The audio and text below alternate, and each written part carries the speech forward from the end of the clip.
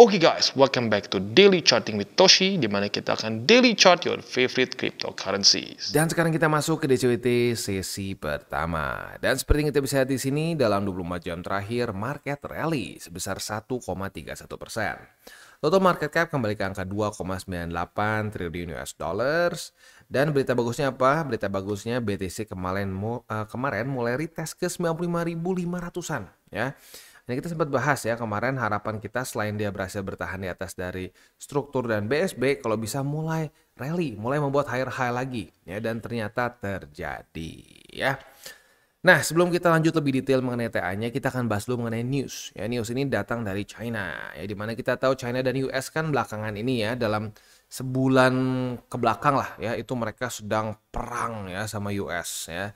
Kalau perhatiin di sosmed sekarang banyak sekali kayak semacam akun-akun yang wah, sepertinya China tidak takut dengan US. China siap untuk menerima semua tarif US, bla bla bla, banyak lah ya. Kemungkinan besar lu pernah lihat lah minimal satu ya. Nah, tetapi ya di balik layarnya ya, China pelan-pelan mulai menarik beberapa tarif yang dia berikan atas ya balas dendam dari tarif US ya. Salah satunya adalah US made semiconductors begitu ya. Ada apa nih ya? Nah, jadi kita bisa lihat ya, seperti yang kita tahu US kan ngasih tarif tuh tertinggi 145 kalau nggak salah. Sempat ancaman lagi 245, tapi akhirnya masih 140-an lah seingat gue ya. Nah, tetapi ternyata China pelan-pelan ya nge-roll back. Nggak jadi katanya tarifnya untuk beberapa item seperti semiconductors yang mereka nggak bisa buat. Begitu, dan kita tahu semiconductors ini sangat berguna untuk urusan AI dan buat chips dan lain-lain lah begitu ya. Nah, selain dari semiconductors ada juga beberapa hal lain seperti integrated circuits dan yang also known juga as microchips or semiconductors, dan kayaknya ada beberapa hal lagi lah seingat gua ya. Nah, tapi intinya ya ini menunjukkan mungkin jangan-jangan China itu juga main gertak sambal nih ya. Jadi US dan China mungkin dua-duanya saling melakukan gertakan ya, bluffing dua-duanya ya. Dan maybe ini menunjukkan bahwa mereka mulai lebih melunak ke satu sama lain, which is good ya, karena seperti yang kita tahu memang mereka sedang melakukan sedang melakukan negosiasi terus ya. Nah, jadi ya balik lagi ya, penekanannya adalah kita sudah tahu bahkan bukan cuma sebulan ya, sudah berbulan-bulan menurut dari CNN ya. Beijing sudah menunjukkan bahwa mereka tuh kuat ya.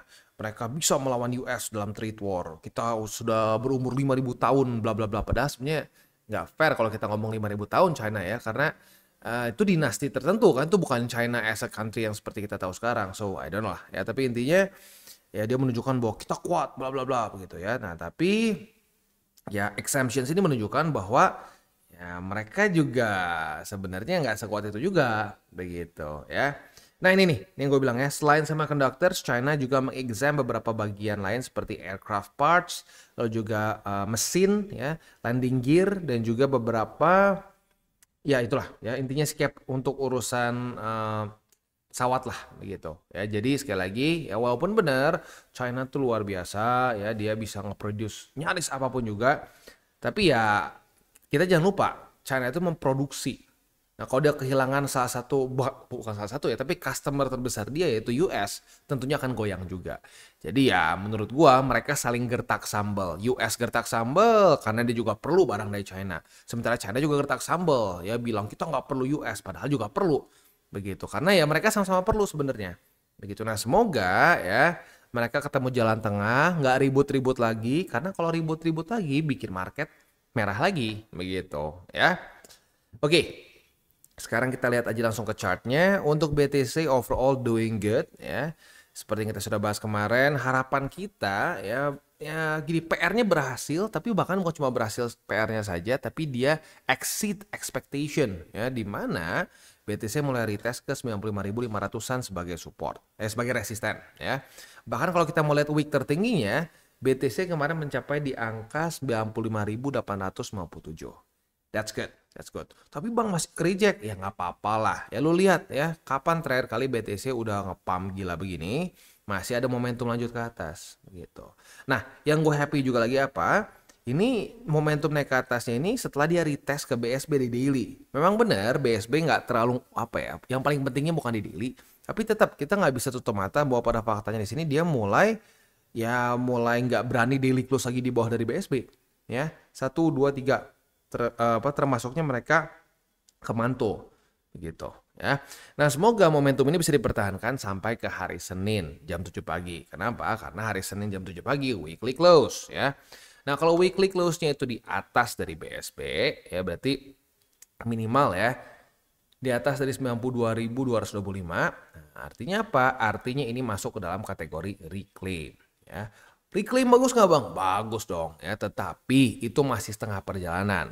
Gue takutnya masih ada yang bingung nih ya. Buat yang udah barang-barang gue minimal dari 2024 September sih udah tahu. Karena gue udah sampai mulut gue udah sampai doer ngejelasin ya BSB begitu ya. Tapi sekarang kan gue lihat banyak yang baru juga. Jadi buat yang para senior yang udah tahu, udah hafal, ya bear with me ya. Kita akan coba jelaskan ke junior-junior lu begitu. Apa ini statistik BSB gitu ya.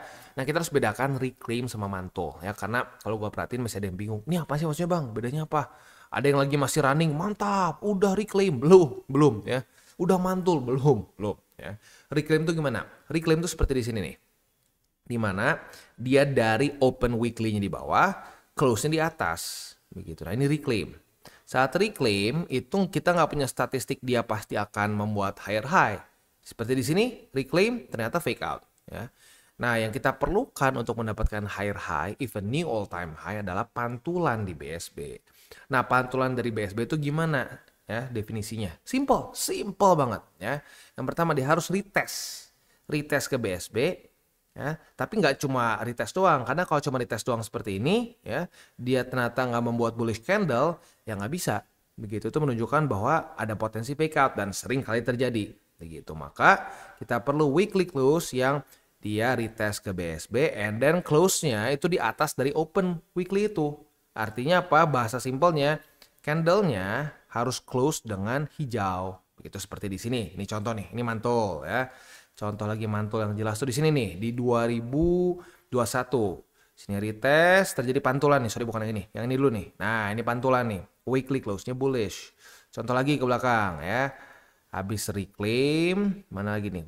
Oh, ini terlalu jauh deh. Kita ambil yang lebih dekat deh. Ya, ini juga sebenarnya bisa sih. Reclaim cuman mantulnya jauh di sini. Ya, bisa, tapi kadang-kadang secara visualnya mungkin orang bingung ya. Kita cari yang lebih dekat. Contoh tuh seperti di mana nih? Wah, jauh juga ya. Ya, intinya seperti itulah. Kita butuh reclaim and then pantulan. Begitu contoh yang paling gampang dilihat secara visualnya 2021 sama September kemarin. Begitu di mana reclaim terus mantul begitu ya. Seperti di sini lagi nih ya. Reclaim and then mantul begitu. Oke. Itu kurang lebih gambarannya. Sekali lagi secara statistik itu sangat tinggi. Seingat gue dari 2000 berapa nih? Dari data yang kita punya paling panjang itu kan BTC dari 2010 lah ya. 2009 lah ya. Dari 2009 sampai sekarang. Itu kalau nggak salah fake out BSB ya. Fake out kalau mantul dari BSB itu cuma 2 kali sepanjang masa. Jadi ini satu indikator yang sangat-sangat akurat. Tapi nggak 100%. Lagi-lagi nggak ada yang 100% lah ya. Jadi sekali lagi ya. Dalam beberapa minggu ke depan ini akan menjadi minggu-minggu yang sangat menentukan di BTC begitu ya. Oke. Next kita akan masuk aja langsung ke indeks dolar ya. Indeks dolar kita bisa lihat di sini dia mulai ada penguatan sedikit ya, tetapi untungnya masih ke reject oleh 99,744 ya. Which is good karena in general kita pengen indeks dolar lebih lemah lah gitu ya. Saat dalam kondisi indeks dolar lemah itu seringkali BTC lebih mudah untuk rally gitu ya. Bukan pasti akan rally tapi akan lebih mudah untuk rally karena analoginya indeks dolar ini seperti pemberat kaki lah gitu ya. Lo pernah kebayang kalau kaki lo misalkan lagi lari dikasih pemberat ya 10 kilo. Aduh pasti susah kan larinya. Nah, dengan indeks dolar terus mengecil, terus melemah lah lebih tepatnya, bukan mengecil, semakin yang melemah, maka pemberat kaki kita makin ringan. Nah, itu makin ringan, kita makin gampang gerakan. Nah, udah, gitu aja analoginya, ya. Next, BTCD. Untuk BTCD hari ini mulai koreksi. Ya, walaupun sebenarnya kalau mau ngomong, jadi kayak masih konsolidasi sih, mulai dari tanggal 23 April kemarin. Nah, masa-masa konsolidasi ini menurut teori gua at least ya, karena ya ternyata si The Feds nggak cuma lip service. Ternyata dia beneran mulai flat nih, ya balance sheet-nya mulai flat di mana ya kita bisa lihat sendiri dalam bukan beberapa bulan, beberapa tahun ke belakang kecenderungannya itu drop ya, QT dengan kuat begitu. Nah, sekarang kita bisa lihat bahkan di zoom out aja mulai kelihatan nih, mulai flat kan, mulai lurus nih. Nah, apakah ini pertanda awal bahwa kita bisa saja benar-benar berhenti QT-nya? Kalau benar-benar berhenti QT-nya, kita punya potensi bisa mendapatkan altcoin season. Begitu altcoin season, makanya BTCD juga jadi bingung nih. Tar, lu mau ngapain nih? Lu mau beneran QT-nya berhenti atau enggak? Karena kalau berhenti, ya lagi-lagi ada potensi altcoin season. Tapi please tekan jiwa FOMO lu ya. Jangan jadi wah gila nih mantap nih, oke sekarang gue udah dari kemarin udah bener nih 70-30, sekarang gue ubah kita balik ya, BTC saja yang 30% ya, alts-nya 70, hati-hati jangan seperti itu ya. Ini terjadi berkali-kali di 2024 begitu, terutama di sini nih ada fake out juga di sini nih, fake out yang luar biasa, dan ya kalau buat lo yang kena mungkin muntah darah begitu ya. Wah udah nih QE ya, taunya nggak cuma fake out terus turun lagi thread. Apa yang terjadi buat lo yang gila-gilaan altcoins di masa-masa itu? Ya minusnya gila. That's the fact. Begitu. So, sabar dulu aja.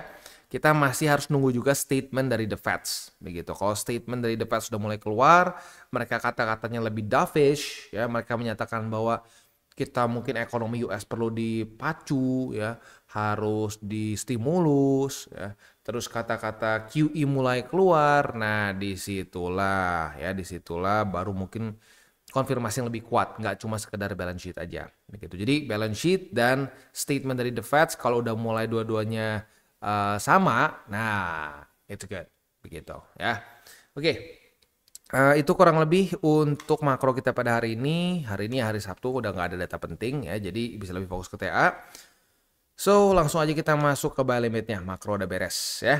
Tetapi sebelum kita masuk ke buy limit, seperti biasa gue akan disclaimer dulu bahwa semua konten dari TCI bukanlah financial advice. Ini semua bentuknya adalah edukasi. Lalu bagaimana cara mendukung TCI? Ada banyak caranya. Lo bisa like our video, bisa share our video, itu juga bisa menggunakan link referral kita di bawah. Dan sekarang kita akan dengar dulu pesan-pesan dari sponsor kita pada hari ini. Oke, today's video is brought to you by Bybit. Di mana di Bybit ini kita bisa melakukan berbagai macam hal ya, mulai dari yang newbie sampai yang sudah advance. Buat mungkin lo merasa bahwa aduh bang, gue masih nggak ngerti nih TA, gue masih nggak ngerti charting dan seterusnya, tapi pengen akumulasi, pengen DCA murni, bisa lo tinggal masuk ke sini one click buy, di mana lo bisa pilih lo mau pakai apa ya fiatnya, lo tinggal pilih juga asetnya apa ya. Misalkan lo pengen akumulasi BTC, misalkan setiap hari Senin jam 7 pagi, misalkan gue pengen akumulasi BTC sebesar 100.000 rupiah misalkan ya, lu bisa langsung lakukan di sini. Bisa peer to peer, bisa Dana, Bank BRI dan lain-lain. Ini gila ya, bisa pakai BCA Mobile dan seterusnya. Jadi Bybit ini memang cocok banget buat orang-orang yang tinggal di Indo ya, bisa langsung pakai bank-bank yang memang sudah biasa kita pakai di Indo ya. Nah, buat yang intermediate sampai advance juga di sini ada spot, nah, dan juga ada leverage tokens, dan tentu juga ada derivatives trading, di mana kita bisa menggunakan kontrak yang USDT maupun USDC. Jadi di sini lo bisa pakai USDC ya, karena nggak semua exchanger bisa menerima untuk futuresnya pakai USDC ya. Dan tentu juga lo bisa earning bunga juga dari kripto lo dan lain-lain. Dan tentu juga di sini kita bisa melakukan copy trade ya, di mana copy trade dari Bybit ini sudah cukup terkenal ya, dan kita bisa mendapatkan keuntungan juga. First copy trade kita bisa ada protection 100 USDT loss coverage ya, dan seterusnya ya. Jadi buat lo yang tertarik bisa silakan pakai, klik di link referral kita di bawah.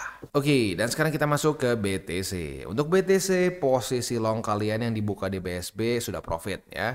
Nah, buat kalian yang buka di BSB berarti profit sebesar berapa nih? Not bad, 3,3 something ya, 3, something persen lah ya, not bad at all.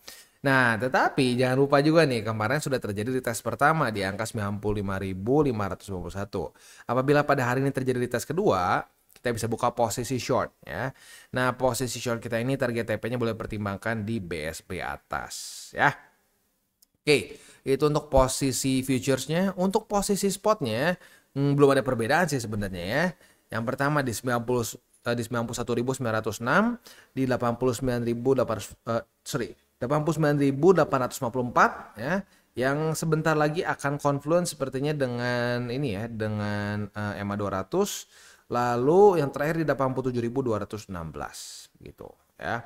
Nah, this is the power of DCA. Ya, buat lo yang terus konsisten lakukan DCA ya.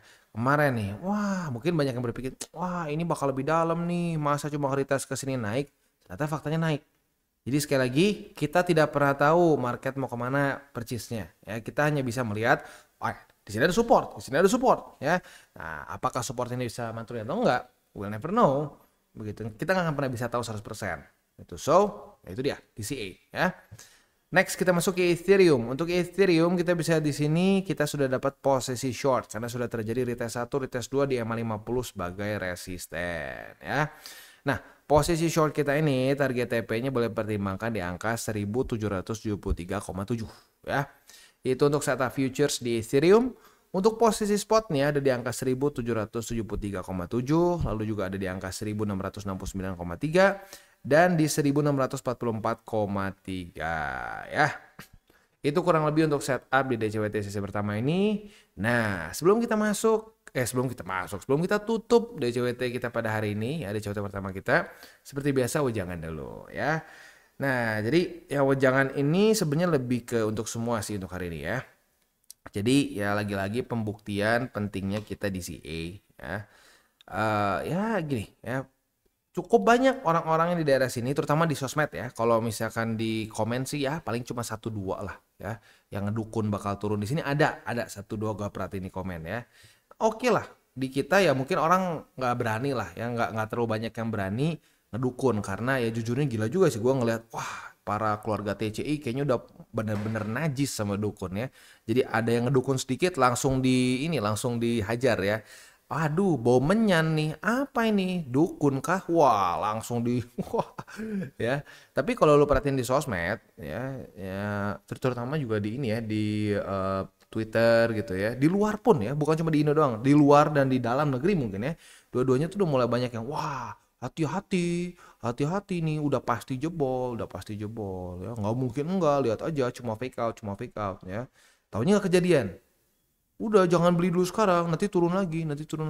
Hati-hati, itu orang yang sama yang nanti saat kita kena resisten malah ayo beli, sudah telat. Kalau tidak beli sekarang, Anda akan ketinggalan begitu ya. Jadi ya lagi-lagi ya mencoba untuk menebak market akan kemana ya dan berharap tebakan lu pasti benar 100% itu adalah tindakan bodoh. Serius, bodoh dan bikin capek, ngabisin duit lagi ya. Jadi please jangan lakukan itu ya. Sekarang gue tanya, bagi lo yang konsisten DCA bareng-bareng TCI ya, berarti lo dapat di mana aja ya? Lo dapat bahkan dari sini nih, dari ngedam dia di Februari ya, dapat di 91, dapat di 89, dapat di 87, dapat di 84, dapat di 82, 80, 78 sampai yang terakhir EMA 50. At least gue sih seperti itu ya. Nah, di masa-masa lagi turun seperti ini kita dalam tanda kutip digoblok-goblokin. Tolol lo ya, ngapain tuh kan gue udah bilang bakal lebih dalam ya. Tunggu aja sampai angka ya dia ngedukun berapa lah gitu ya. 60.000, 50.000, 40.000. Udah gue bilangin ya. Udah gue bilang pasti kena target gue. Udah nggak kena bengong gitu ya. Udah nggak kena dia yang FOMO gitu. Nah, jadi ya at the end of the day ya DCA itu very powerful. Karena kenapa? Gini loh, masih ada yang kayaknya matematika SD-nya tuh kacau ya. Harga rata-rata itu gue lupa SD akhir atau SMP awal gue belajar. Pokoknya gue masih ingat gue masih bocil lah diajarin harga rata-rata itu ya. Nah saat gue diajarin harga rata-rata itu serius loh, gue tuh matematika tuh nggak pinter loh, serius. Matematika gue itu gue pernah satu semester tuh garis merah. Jadi semua mata pelajaran lain gue bagus ya, rata-rata gue dulu tuh sekitar 8 berapa ya? 85 atau 8 berapa gitu ya. Jadi tinggi. Tapi matematika gue merah garis seret. Ya merahnya nggak sampai 20 sih. Merahnya kayak 60 berapa gitu ya. Mentok-mentok merah tuh 5 kepalanya gitu. 50 something. Ya tapi merah. Nah tapi gue ngerti konsep harga rata-rata. Nah jadi lagi-lagi nih nggak tahu kenapa. Apakah generasi sekarang lebih kacau ya? even worse than me gitu matematikanya. Karena harga rata-rata itu, ingat ya, banyak orang berpikir, wah ngapain beli di sini, nanti nyangkut. Loh, kalau lu beli terus turun ke bawah kan harga rata-rata lu turun. Ya dong. Kalau lu average down, harga ikutan turun. Lu average up, harga ikutan naik. Itu matematika simple loh. Simple sekali. Tapi banyak orang yang nggak ngerti begitu. Wah bodoh, mau aja ya. Dulu ada sempat ngomong, mau aja dikibulin sama Toshi disuruh beli di harga tinggi. Lah, ya kan lu DCA, nggak masalah DCA dia harga ikutan turun. Nah itu ya. Jadi hati-hati zaman sekarang banyak sekali orang sebenarnya yang otaknya tuh nggak terlalu banyak isinya. Ya, tapi cocotnya besar. Nah itu adalah apa peribahasa tong kosong nyaring bunyinya. Hati-hati dengan sosmed semakin banyak orang yang tong kosong nyaring bunyinya. Jadi lu harus punya skill untuk memisahkan mana yang bullshit, ya, mana yang tidak ada gunanya, mana yang cuma omongan kosong, sama yang ada ya apa nggak ada weightnya. Nah kalau weightnya di market itu apa? Fakta, data, statistik. Ini lu ngomong berdasarkan apa? Fakta bukan? Oke, lu bilang fakta nih. Statistiknya sekuat apa?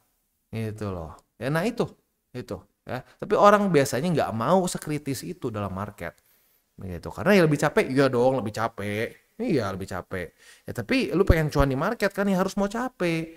Gitu. Jangan sampai kita berpikir bahwa market ini adalah mesin pengganda uang gitu ya. Kalau pengen mesin pengganda uang minta ke Doraemon gitu ya. Doraemon minta mesin pengganda uang, terus dia cabut dari perutnya tuh mesin pengganda uang, langsung tuh ditangkap sama sama BI tuh ya kalau Doraemon ngeluarin itu.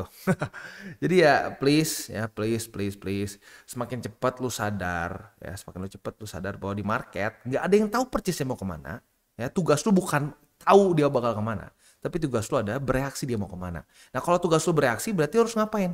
Lu harus siap dengan dua senarionya, bullish maupun bearish, begitu loh. Karena gini loh, gue kasih tahu ke lo, ini sampai kemarin ternyata jebol MA50 pun, walaupun itu bukan main scenario kita ya, kita sudah bahas sampai berbusa-busa. Main scenario TCI kuartal 4 tetap kuartal 4 ya, tahun ini kita akan mendapatkan pucuk, kita akan mendapatkan cycle top. Kita udah bahas berkali-kali ya. Tapi andaikan sampai MA50 jebol, weekly close di bawah 2 kali ya, artinya apa? Yaitu menandakan bahwa ya sudah masuk ke bear market, kita juga siap. Nah, that's the point. Itu tujuan utama kita. Kita sebagai trader, sebagai investor, kita tuh harus siap dengan skenario terbaik maupun terburuk. Gitu. Kalau cuma siap dengan yang terbaik doang itu gampang, ya. Itu semua juga bisa. Gitu. Tapi that's not the point. And the point kita untuk menjadi seorang investor atau trader yang sukses adalah kita tuh harus siap dengan dua skenario. Gitu, ya. Ya, itu gue dulu pernah baca buku ini sih. Aduh, gue lupa judulnya apa ya. Trading in the Zone kalau nggak salah ya. Nah, di dalam buku itu dia ngomong satu hal yang masih nempel di otak gue sampai sekarang ya. Kalau nggak salah namanya Trading the Zone, soalnya itu judul, itu buku jadul dan gue bahkan bukan ini sih, gue bukan baca karena jujur kalau baca gue rada ngantuk ya, gue lebih mendingan dengerin audiobook ya, gue dengerin audiobook berapa jam tuh. Salah satu yang paling nempel dari buku itu, nanti gue pastiin lagi judulnya apa karena udah lumayan lama, udah berapa tahun lalu kayaknya ya, udah lebih dari 5 kayaknya ya, gue nggak dengerin buku itu. Dan salah satu yang paling nempel di otak gue adalah kita itu sebagai seorang investor harus saat mengambil keputusan yakin. Tetapi di waktu bersamaan pun kita harus sadar bahwa keputusan yang kita 100% yakin ini pun bisa salah total. Nah maka dari itu kita harus siap dengan dua-duanya. Gitu. Nah itu yang terus nempel di otak gue sampai sekarang. Dan terbukti saat itu gue apply di portofolio gue, profit. Jauh lebih profit dibandingkan orang yang tebak-tebakan. Gitu ya. Oke, kita tutup dengan 3 golden rules. Jangan berkawang panas, jangan over leverage, berpikirlah jangka panjang, dan salam tabur tuai. Apa lo tabur karena tuai, jadi taburlah sebanyak mungkin hal baik. Oke guys, jadi itu adalah akhir dari segmen DCWT kita pada hari ini. Dan jangan lupa bagi kalian yang merasakan manfaat dari segmen ini, jangan lupa untuk share ke teman-teman kalian. Dan apabila lu pengen mensupport channel kita, ya TCI, jangan lupa untuk menggunakan link referral kita di bawah. Nggak wajib ya, tetapi apabila lu menggunakan link referral kita di bawah, ada macam-macam ya, dari Bybit, Huobi, Maxi, toko kripto, dan banyak lagi ya. Ya, walaupun nggak wajib, tapi kalau menggunakan link referral kita, lu secara langsung membantu perkembangan dari TCI. Dan satu lagi, jangan lupa juga untuk join Telegram group kita, di mana kita bisa ngobrol-ngobrol santai mengenai dunia cryptocurrency secara 2 arah. So, jangan lupa untuk like, subscribe, click the bell icon, and see you on the next video.